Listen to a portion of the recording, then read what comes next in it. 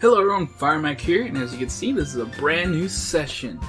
And yeah, we're diving right back in. As you can see, I'm already back where I was. And oh my gosh, actually, I probably, oh crap, hold on, ignore that. Okay, there we go. I was like, I can't do anything. Alright, so yeah. The skip options that were confusing me last time, because it makes it look like, oh, you're gonna skip the unseen text? Like, no, it means the skip will skip everything but the unseen text and then skip after choices. I'm enabling both of those now because I don't know if that's gonna play into, you know, the second half of the game. You guys know what I'm talking about. If you don't, you shouldn't be watching this playthrough. This is not a good playthrough for a first-time watcher or a first-time experiencer of Doki Doki Literature Club. I 100% recommend Game Grumps, by the way. Game Grumps have a wonderful playthrough of this game. Okay. Alright. So I believe we're still on the first poem day. Alright. It's just about time for us to leave. How do you feel about sharing poems? It was a lot of fun. Well, I'd say it was worth it. It was alright, well, mostly. Firemac, how about you? Yeah, I'd say the same. It was a neat thing to talk about with everyone. Let me just, alright, hold on. A little, peeling back the curtain a little bit. I'm just making sure I'm recording. Okay, we're good, alright. It was a neat thing to talk about with everyone. Awesome! In that case, we'll do the same thing tomorrow. And maybe you learn something from your friends, too. So your poems will turn out even better. ... I think to myself, I did learn a little more about the kinds of poems everyone likes. With any luck, that means I can at least do a better job impressing those I want to impress. I nod to myself with newfound determination. Firemac! Ready to walk home? Sure, let's go. Sayori beams at me. It truly has been a while since Sayori and I have spent this much time together. I can't really say I'm not enjoying it either. Sayori! What about what happened earlier? What do you mean? You know, between Yuri and Natsuki. Does that kind of thing happen often? No. That's really the first time I've seen them fight like that. I promise they're both wonderful people. You don't hate them, do you? No, I don't hate them. I just wanted your opinion, that's all. I can see why they'd make good friends with you. Phew. You know, Firemac, it's nice that I got to spend time with you in the club. But I think seeing you get along with everyone is what makes me the happiest. And I think everyone really likes you too. That's... Every day's going to be so much fun. It looks like Sayori still hasn't caught on to the kind of situation I'm in. Sure, being friends with everyone is nice, but does it really need to stop there? We'll just have to see what the future holds, Sayori. I pat Sayori on the shoulder. I said that more to myself than to her, but it's easy to use Sayori as an internal monologue sometimes. Okay. Yeah. Let's do this. Yeah. Okay. Alright, so I took a look at the trophies. There is a platinum to this game, so it looks like I will be playing this again a lot. Yeah, I don't know. I'm noticing there is side stories, so I don't know when that's gonna unlock. So if that's gonna happen after my first playthrough, it almost feels like a needless playthrough, but you know what? It'd be nice to have this on the channel regardless. I have one with Enebs, and I just don't have one of myself. So I don't know. It'll be fun. I also meant to say I'm obviously not gonna record myself trying to get the platinum. No. Alright, let's see. We're trying to do stuff for Sayori. She likes happy stuff. So... Rainbow. Yeah. Puppy! Oh, crap. Cheeks! Oh, crap. Cry! Yeah! She likes crying. She likes cheer. She also likes... nature? Yeah! She likes to laugh. She likes...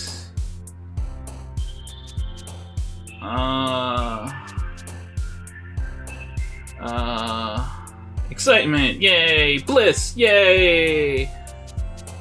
She likes calm, too! Friends! No, I don't think love is her. Vibrant, maybe? Sunset? No. Anger? Dance? Definitely not anger. Dance is kinda... maybe. Dance. Yeah! Happiness. Yay! Not pink. Pink is definitely Natsuki. Giggle might also be Natsuki. Jump! Crap!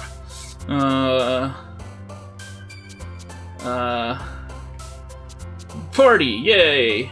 Not fluffy. Joy! Yeah!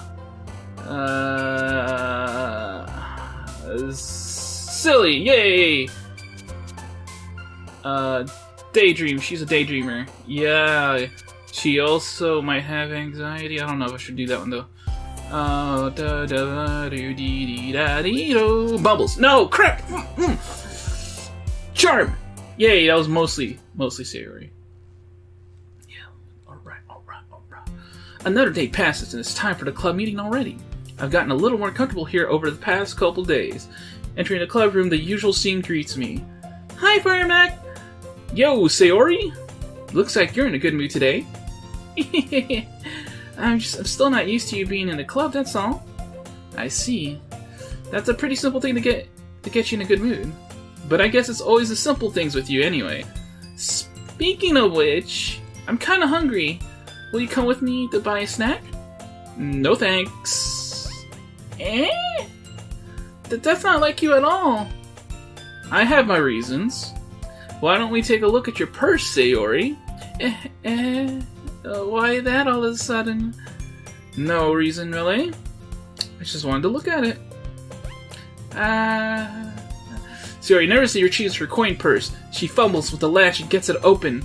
Then she turns it upside down and lets its contents spill onto the desk. Only 2 small coins fall out. I knew it! I could see right through you, Sayori! That's not fair. How did you even know? It's simple. If you had enough money in the first place, you would have bought a snack before coming to the club room. So either you're not hungry and want an excuse to take a walk, or you plan to conveniently forget that you spent all your money so that I would lend you some. But there's one more thing. You're always hungry. You're always hungry! And so that only leaves one option. Wow! I give up! Don't you feel guilty? If you feel guilty, that means you deserve to feel guilty. Yuri suddenly giggles. Eh? I didn't notice that she was listening in. Her face is in her book as always. I wasn't listening or anything. I was just something in my book. Yuri, tell Firemac to let me borrow some money.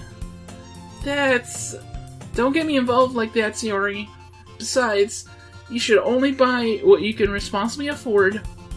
And frankly, after pulling a mischievous little stunt like that, your suffering is fair enough retribution. Did I just... I didn't mean that. I got too absorbed in my book. Ooh. I really like when you speak your mind, Yuri. It doesn't happen much, but it's a fun side of you.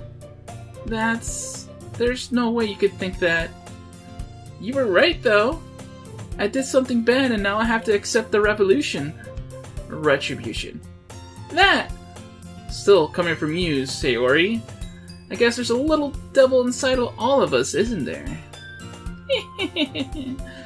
Don't let her fool you. Sayori knows exactly what she's doing. After all, she told you guys she was bringing me to the club before she even told me. But, you wouldn't have come if it weren't for the cupcakes. So I had to trick Natsuki into making them. Come on, give me more credit than that, Sayori.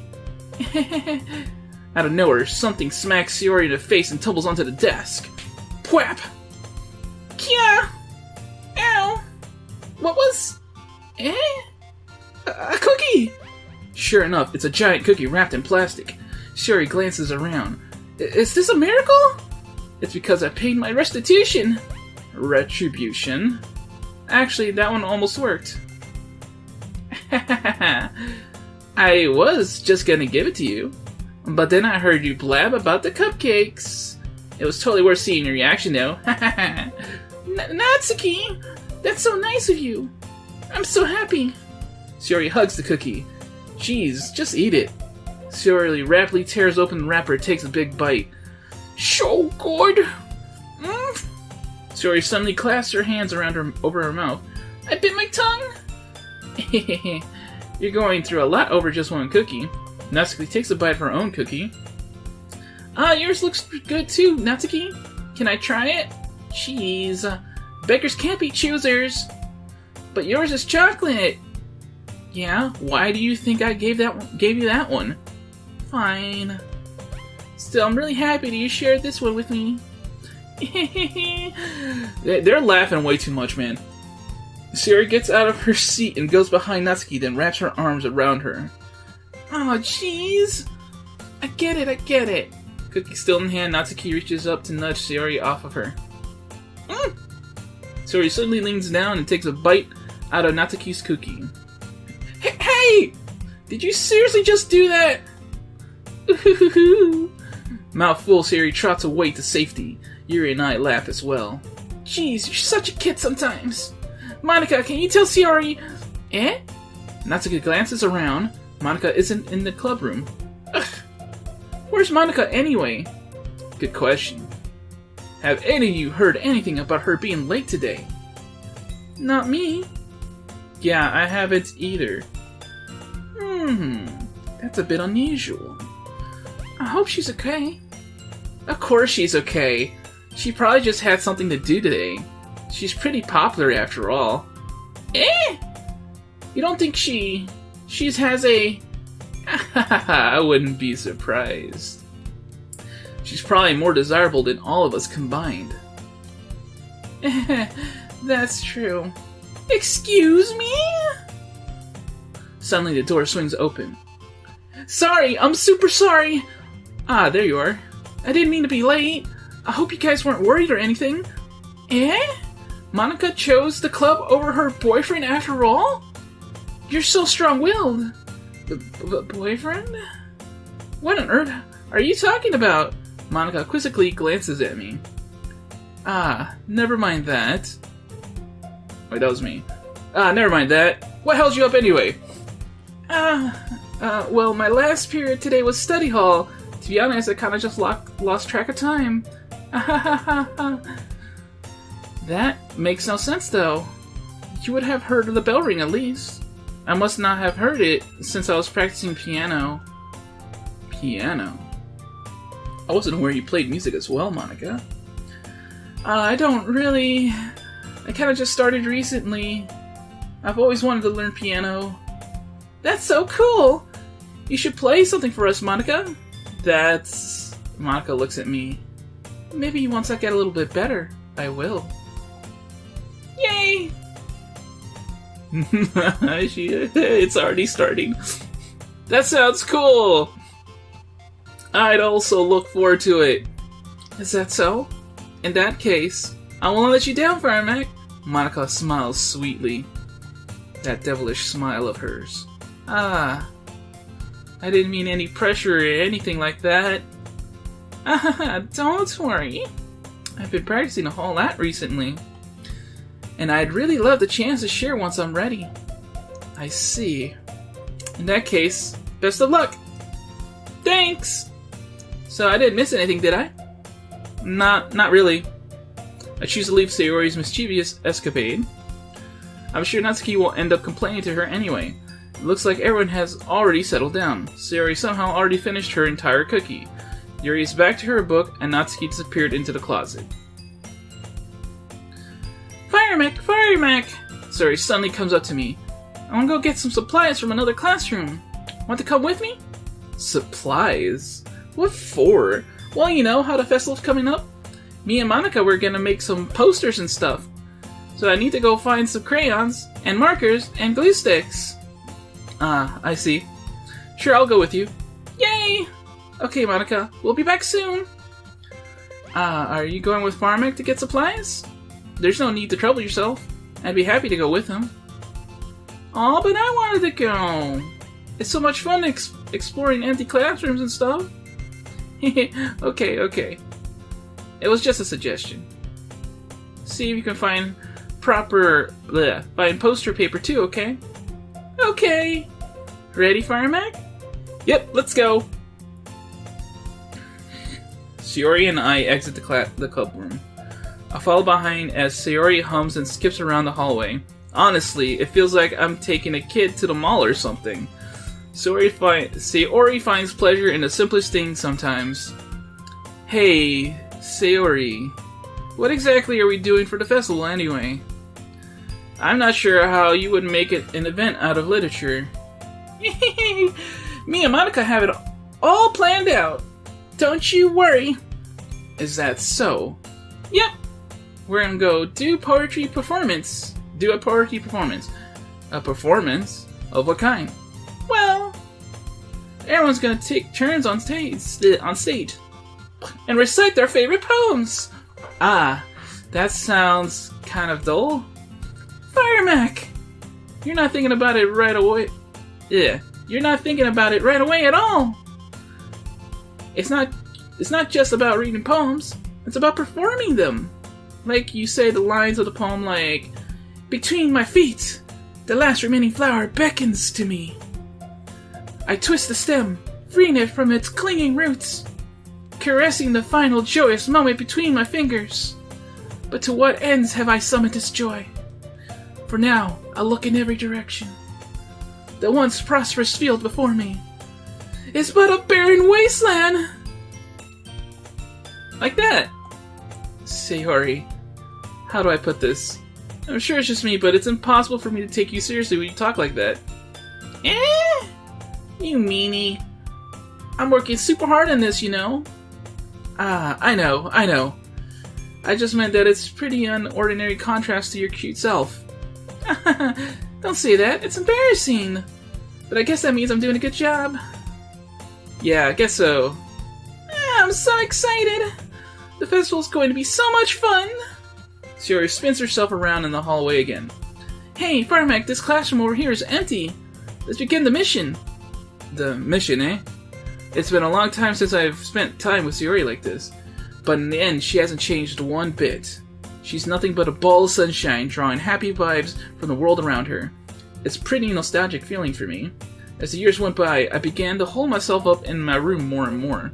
So going adventuring with Sayori brings about a special sort of feeling I forgot I had in me. The two of us enter the classroom. Sayori heads straight to the closet and I follow. Let's see what I have in here. Crayons! Sayori pulls a box of crayons off the shelf. They're the best brand too. They're kind of dirty though. Sayori starts pulling various crayons out of the box, reading the color names. Alright, that's one down. Don't get distracted, we still need to find... Wait, I'm looking for my favorite color. Fine.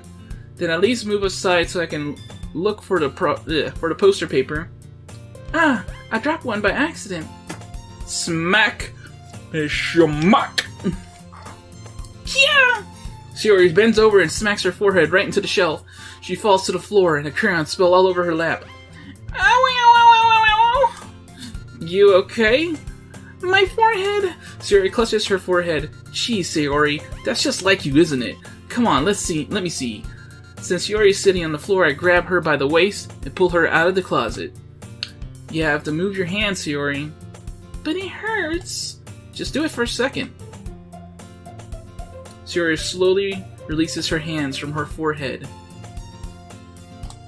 I gently brush her bangs to the side. Ow! Sorry. There's a huge red mark in the center of her forehead. A bump is starting to form as well. Man, that's gonna swell up. I should find you some ice. Yeah, Firemac. Where would I even find ice around this time? I guess a cold drink would do. You don't have to. You don't have to. I'm fine with looking like a unicorn. Even wincing from the pain, Sayori makes a silly joke. Oh, what are you saying? You silly goose? I'll be right back, okay? Okay.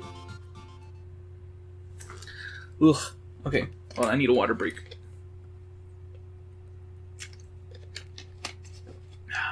I pat Sayori on the shoulder and I run out into the hallway. I locate the nearest vending machine. What should I get? It doesn't really matter since it will be used as an ice pack rather than to drink. But I know Sayori likes apple juice, so I purchased that one. In just a moment, I'm already returning to the classroom where I left Sayori.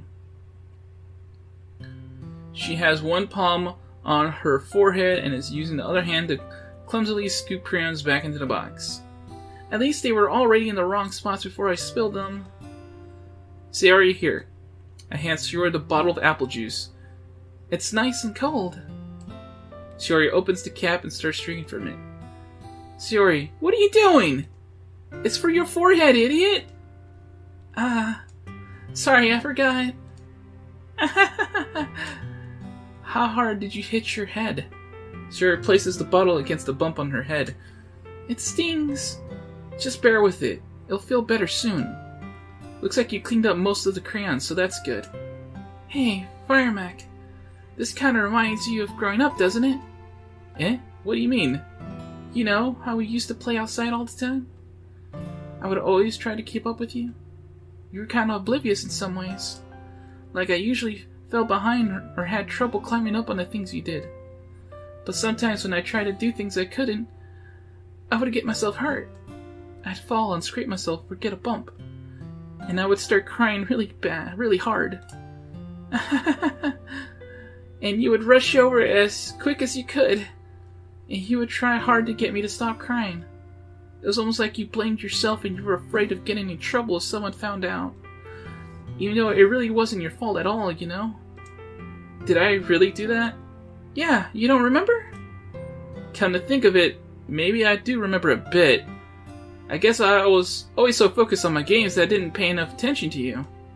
So in a way, it was my fault. Kinda like this time, too. If I wasn't rushing you out of the closet, you probably wouldn't have hit your head. Firemac, I don't think you realize it, but you're always thinking about other people. Even after all these years. You're rushing to help me, even though I'm just being clumsy. You're really a sweetheart. Don't call me that. I don't really do this kind of thing all the time. I guess when it comes to you, it just feels natural. Before I even know it, I'm treating you like that. I guess that's what happens when you've been friends for so long. Really? Maybe you're right. Firemac. I'm so glad nothing's changed between us. You think it'll be like this forever? Forever? If I'm honest to myself, there's no telling where we'll each end up for college or after that. So it wouldn't be fair for me to make any promises. But, well, I hope so. It's been this long already, right? I can't imagine you ever changing, so my hopes are up. I'm so happy. Sayori has a whimsical expression in her eyes. We remain silent for a moment. She's so silly and clumsy on the outside that when I see her deep in thought like this, it makes me not want to disturb her. I guess we should go back. I don't want to worry Monica, you know. Good luck with that. She's gonna see your forehead either way. Not if I hide it under my bangs. Sayori hops to her feet. Ah! She clutches her forehead again. Don't stand up so fast after hurting yourself. Ooh. Well, I guess it's too late now. Anyway, let's go. I follow Sayori out of the classroom. Sayori plays with her bangs to try to hide the bump without much success. In a moment, we make it back to the club room. Ah, you're back! Good timing. I was just about ready to start sharing her poems. Sayori, your forehead. She's fine, don't worry about it. Don't worry about... I was just playing with the crayons and smacked my forehead in the shelf. Well, anyway... Were you able to find everything we needed? Uh-huh, I have it right. Sayori frankly glances around herself. I forgot all the stuff! Calm down, Sayori. I have it all right here. I found the poster paper, too. Ahahaha. Sounds like you ended up doing all the work, Firemac. Ah, well, Sayori. I failed to come up with an excuse for Sayori. I made it an adventure. Yeah, that. Okay. In any case, good work. I'll start working on the posters tonight. Me too. Okay, everyone. Are you ready to share your poems? Guess I should grab mine. After making sure the crayon box is closed tightly, I return to my seat. Oh boy. It's poem time, and we're gonna do it the same way. We're gonna leave Sayori last and start from Monaco. Hi again, Firemac. How's the writing going? Alright, I guess. I'll take that. As long as it's not going bad. I'm happy that you're applying yourself. Maybe soon you'll come up with a masterpiece. I wouldn't count on that. You never know. Want to share what you wrote for today? Sure. Here you go. I give my poem to Monica. It's pretty bad. Alright. It's pretty good. It makes me think of Sayori like the other one that you wrote. You two are like a dynamic duo. Like the dynamic duo. That's kind of exaggerating it. Yeah, probably. But you do spend a lot of time with her, even in this club, don't you? Then again, I don't blame you for being a little shy. I'm not shy, it's just... I'm just teasing. I know it takes a bit of time to make friends with everyone. But Yuri and Natsuki are super interesting people, so don't be afraid to give them their share of time. And you can talk to me every now and then, too. I'm not, like, unapproachable or anything, am I? Ah, no, it's nothing like that. I'm just still getting used to being here, that's all. Yeah. I'm sorry if I'm putting any pressure on you or something. I really didn't mean it like that. No, don't worry. I get what you're saying. Well, alright. But anyway, you want to read my poem now? I like the way this one turned out, so I hope you do too. Alright, let's take a look. Save me! The colors, they won't stop. Bright, beautiful colors, flashing, expanding, piercing, red, green, blue, an endless cacophony of meaningless noise. The noise, it won't stop, violent, creating waveforms, squeaking, screeching, piercing, sine, cosine, tangent, like playing a chalkboard on a turntable, like playing a vinyl on a pizza crust, an endless poem of meaningless. Meaningless. Load me! Load me! For I am a robot! It's even more abstract than your last one, huh?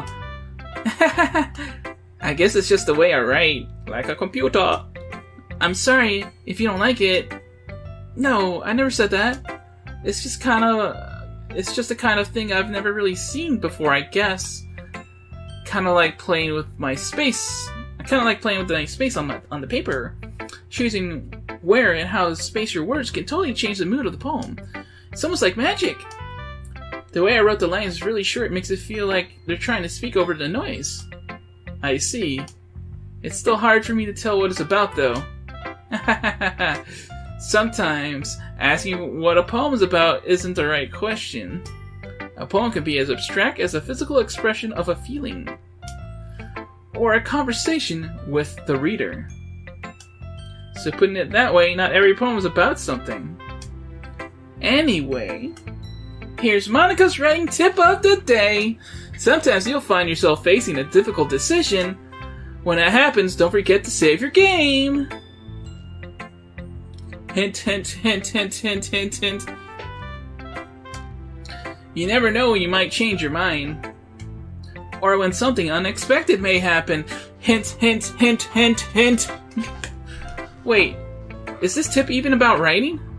Hint, hint, hint, hint. What am I even talking about? That's my advice for today.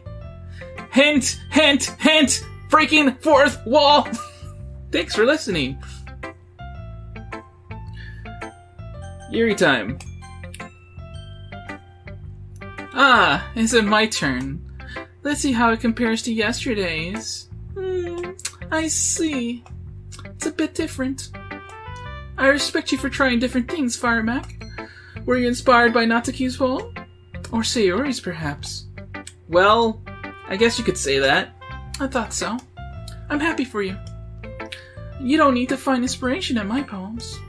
I write them for myself, not for anyone else. So I don't really need for people to like them or anything. Yuri! I'm sorry for being blunt, but you're overthinking this a little. Just because our styles are different doesn't mean I dislike your poems. In fact, if I tried to do something in your style, I would probably just do a terrible job. I see. I'm sorry. My stupid mind, it likes to do that sometimes. Anyway, you don't need to be afraid to be a little more daring. Metaphors can go a long way. Don't feel like you need to work your brain like turning a bunch of gears. Okay. Try to let your mind wander through your feelings, and write down the things you see and hear. That's one way to truly enable your reader to see into your mind. It's a very intimate exercise. I see. That's certainly interesting technique. Thanks for sharing. I have, an example of that if you'd like to read it. Of course. Is this poem you wrote for today? Is this the poem you wrote for today? Yuri nods and timidly hands me her poem. The Raccoon. It happened in the dead of night while I was slicing bread for a guilty snack. My attention was caught by the scuttering of a raccoon outside my window. That was, I believe, the first time I noticed my strange tendencies as an unordinary human. I gave the raccoon a piece of bread, my subconscious well aware of the consequences, well aware that a raccoon that is fed will always come back for more. The enticing beauty of my cutting knife was a symptom. The bread, my hungry curiosity, the raccoon, an urge. The moon increments its place and reflects that much more light off of my cutting knife. The very same light that glistens in the eyes of my raccoon friend. I slice the bread, fresh and soft. The raccoon becomes excited, or perhaps I'm merely projecting my emotions onto the newly satisfied animal. The raccoon has taken to following me. You could say that we've gotten quite used to each other. The raccoon becomes hungry more and more frequently, so my bread is always handy. Every time I brandish my cutting knife, the raccoon shows me its excitement. A rush of blood. Classic Pavlovian conditioning. I slice the bread, and I feed myself again. I was a little more daring with this one than yesterday's. I could see that. It's a lot more metaphorical. I don't know if it's my fault, but I can't begin to imagine what this poem is about. It's about feeding a raccoon, man. That's right! It's a bit closer to my preferred writing style! Using the poem as a canvas to express vivid imagery and conveying emotions through them. Yeah, if I take it at face value, then I can't even figure out what it's supposed to mean. Well, I think it's something that different people can relate to in their own way. I wanted to express the way it feels for me to indulge in my more unusual hobbies, like feeding wild animals. It's those sorts of things I'm usually forced to keep to myself. So sometimes I enjoy writing about them. Why do you keep them to yourself? Because they're embarrassing, and people would make fun of me. Don't you have anything like that, Firemac? Well, yeah, I guess I do. I feel like everyone has a little something like that. The best we can do is respect each other and our individualities. Even if it's difficult sometimes, and some things make us uncomfortable, after all, If I hadn't learned to embrace my own weirdness, I would probably hate myself. I might be ranting a little bit now, but I'm glad you're a good listener. Okay, I'm over the time limit, so we're gonna end this episode here, everyone. Back, let's hit the let's hit that save. Let's hit that save. Did I say no? Yeah. All right. It's not obvious what I have selected. They should fix that. But yeah. All right. So thank you, everybody. It's Firemac saying now, saying toodles, and join me next time for more Doki Doki Literature Club Plus.